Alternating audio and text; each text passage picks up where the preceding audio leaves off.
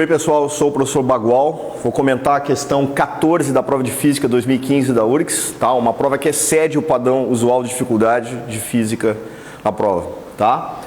O que acontece aí é que a gente tem um gás, a informação-chave é que esse gás é monoatômico, numa situação inicial esse gás recebe uma quantidade de calor e tem uma variação de temperatura e isso é feito a pressão constante.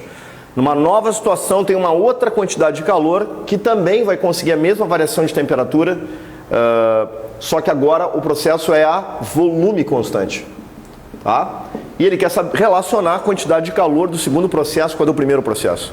Bom, a gente sabe que o calor é igual a NC ΔT, mas o gás tem vários calores específicos. Então na primeira situação eu tenho que usar o calor específico molar, a pressão constante, que é esse Czão P aqui, e eu necessariamente teria que saber que o gás monoatômico tem CP igual a 5 meios de R e CV igual a 3 meios de R. Está aqui a informação-chave decisiva que é pouco usual para os padrões aqui do vestibular da URGS.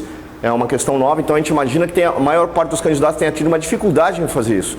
O que poderia ser visto de antemão é que nessa primeira situação o gás sofre uma variação de temperatura e aumenta o volume, pois a pressão é constante, então necessariamente vai aumentar o volume. Ou seja, esse calor vai ser usado para aumento de energia interna e realização de trabalho.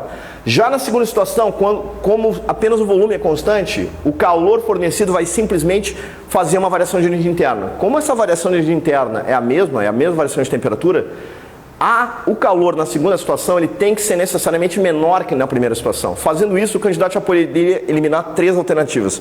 Mas para ele chegar na relação correta, necessariamente ele teria que saber isso aqui, o CP e o CV. Como na segunda situação o calor é a volume constante, como CV é 3 meios de R para o gás monoatômico, eu tenho essa relação aqui e dividindo uma pela outra é fácil ver que o calor na segunda situação vai ser 3/5 do calor inicial, o que me dá a alternativa D. Então está aí uma questão difícil, uma questão que a URGS não tinha abordado ainda, que a gente imagina que a maior parte dos candidatos tenha tido uma dificuldade. É isso.